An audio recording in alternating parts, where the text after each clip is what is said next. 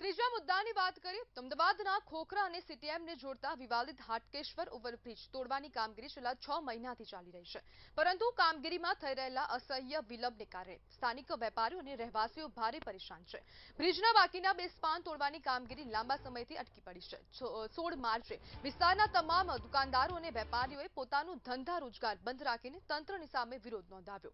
વેપારીઓનો આરોપ છે કે રોજ ટ્રાફિક જામ સર્જાય છે, જેના કારણે હાલાકી પડી રહી છે.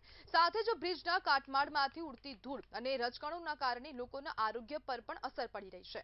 વેપારીઓનું કહેવું છે કે છેલ્લા 6 મહિનાથી આ પરિસ્થિતિનો સામનો કરવો પડી રહ્યો છે, છતાં તંત્ર દ્વારા કામગીરી ઝડપી પૂર્ણ કરવા માટે કોઈ અસરકારક પગલાં લેવામાં આવ્યા નથી.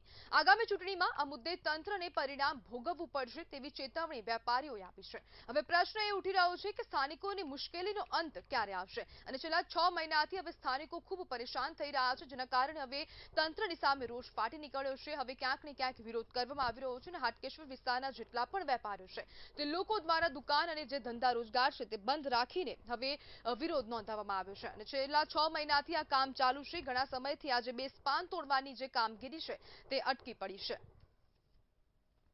અને આજ મુદ્દે આપણી સાથે ચર્ચા કરવા માટે સામાજિક અગ્રણી સતીશ અય્યર જોડાઈ ગયા છે. સતીશભાઈ, હાટકેશ્વર બ્રિજથી નાગરિકો હવે ખૂબ પરેશાન થઈ ગયા છે, શું કહેશો? हाँ, देखिए एक्चुअली जी ये सतीश भाई। 5 साल पहले से ये बनाया गया है ब्रिज। 2 साल तो उसे बनाने में वक्त लग गया है। उसी में हम लोग का जिंदगी आधा तो चला गया। 2 साल बनते बनते हमारा दुकान सब कुछ रह गया है।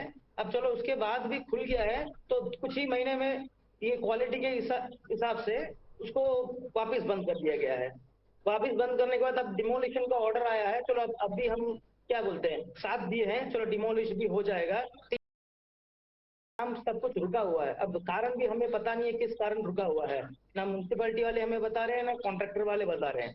अब यहाँ पे पूरे के पूरे खड्डे खोदे बैठे हुए हैं, फिर पूरे पहाड़ की तरह सब मिट्टियां एक साथ इकट्ठा करके रखे हुए हैं और जब चाहे वो लोग मन चाहे रोड का डायरेक्शन बदल देते हैं, ट्रैफिक जाम हो जाता है, पूरा एयर पोल्यूशन। चलो ये सब भी एक टाइम पे चल जाता है, लेकिन अभी हमारा हेल्थ पे प्रॉब्लम आ रहा है। रोज इतना सारा एयर पोल्यूशन हो गया है और इतना सारा मास सिर्फ डस्ट के साथ सीमेंट की वो मिट्टियां, फिर उसके साथ मिक्सिंग किया हुआ जो जो केमिकल्स है वो भी हमारे अंदर जा रहा है। हमको तो खाने में भी क्या बोलते हैं, ये सब मिट्टियां ही मिले जा रहे हैं। अभी पता नहीं चल रहा है, हम पेशेंट भी बढ़ रहा है दिन भर दिन यहाँ से।